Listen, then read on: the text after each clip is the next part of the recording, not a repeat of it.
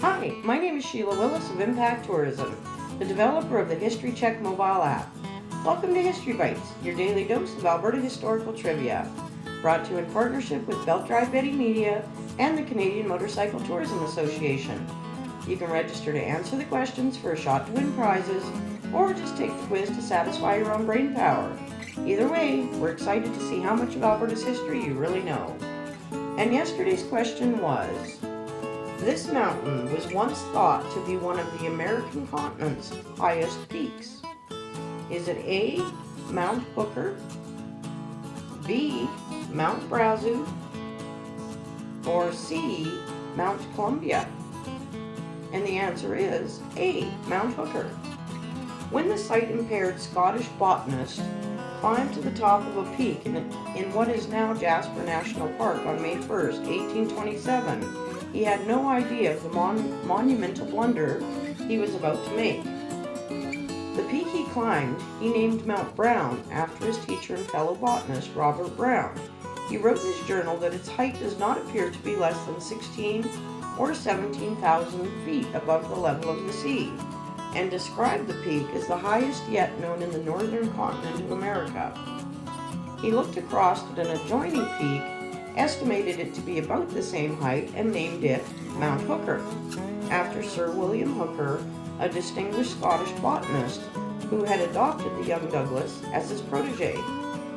Now, to put the height of these mountains into perspective, the Matterhorn in the Alps is 14,692 feet above sea level, putting these two North American peaks at 1,000 plus feet higher. When he was 35 years old, Douglas was killed in a climbing mishap in Hawaii. 2 years later, Sir William Hooker published Douglas's first-person account in an 1836 edition of Companion to the Botanical Magazine. This created a challenge for the European climbers, as they believed that at least two mountains higher than any peak in the Alps existed in North America. It took 57 years before Arthur Coleman, a Quebec-born geology professor, explored the Athabasca Pass region, and doubts about the size of the mountains began to emerge.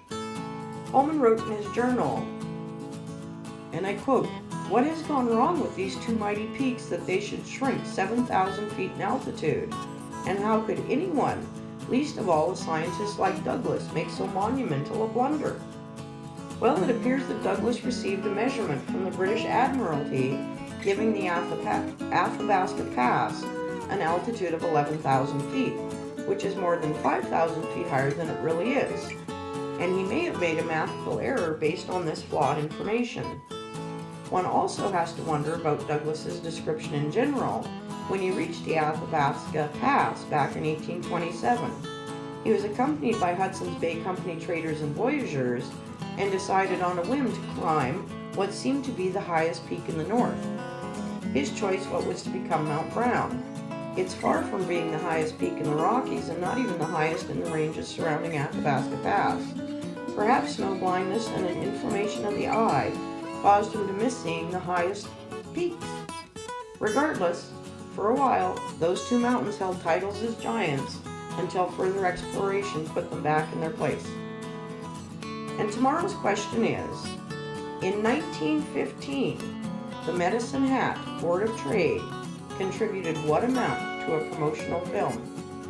A, $46.95, B, $469.95, or C, $4,695.95. Come back tomorrow for the answer and the story that goes along with it, and we'll load you up with the next day's question. Enjoy!